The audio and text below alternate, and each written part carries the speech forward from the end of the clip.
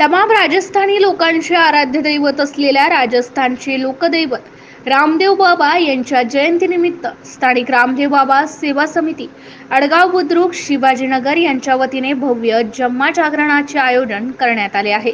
गेल्या 16 वर्षापासून चालत आलेली परंपरा पुढे चालू ठेवत यंदा सुप्रसिद्ध जम्मा गायक जय जोशी आपल्या सुरेल आवाजाने भाविकांना मंत्रमुग्ध करणार आहे।